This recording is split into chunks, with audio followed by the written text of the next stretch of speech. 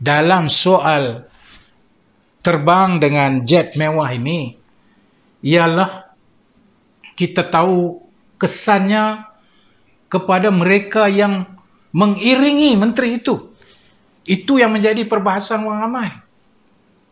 Itu yang menjadi perbahasan orang ramai, di mana sementara orang yang mengiringi menteri itu adalah mereka yang berkepentingan, yang perlu kepada sokongan menteri. Siapa mereka?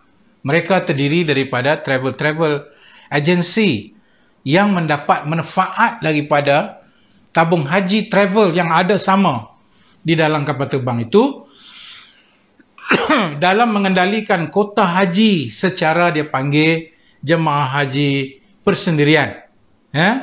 Jemaah haji persendirian ini ada kota tertentu yang diberi kepada mereka, ya, dan sudah tentulah yang menentukan dari sudut apa saja perjalanannya sudah tentulah daripada pejabat menteri, dan sudah tentulah saya rasa di sana berlaku satu percanggahan kepentingan ataupun conflict of interest. Itu isu dia. Ya, itu isu dia. Janganlah timbul soalan-soalan macam setengah orang yang tak berapa cerdik dalam mereka memberi pandangan dengan berkata contohnya dengkilah, iri hatilah, kamu dulu tak dapat. Subhanallah, saya tidak ada sekelumit perasaan dengki maupun iri hati kepada kemudahan yang diperolehi. Tapi saya membicara soal integriti. Saya membicara soal ketulusan. Ya? Itu soalan saya yang pertama. Ya? Duduk sekali beramai dan kita kenal mereka. Bukan kita tak kenal mereka. Ya? Dan yang kedua, kalau benarlah ianya satu sponsorship ataupun penajaan, apa perlu dibawa rombongan yang besar itu? Saudara-saudara sekalian. Ya, bak rombongan ni saya boleh ceritalah, minta maaf lah, saya boleh ceritalah. Dalam masa saya jadi menteri, rombongan saya tidak pernah besar.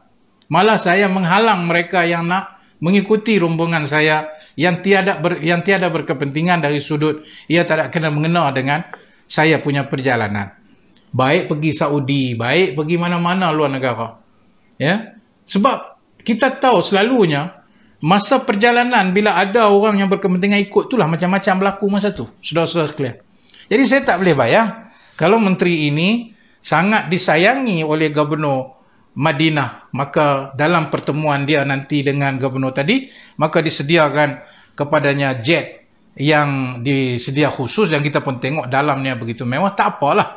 Tapi apa yang lain-lain ni duk buat apa yang ramai duk berekor di belakang ni, apa hal?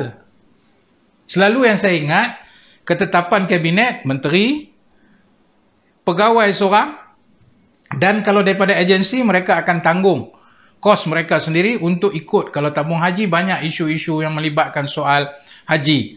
Kalau saya pergi contohnya untuk halal, maka yang melibatkan soal halal.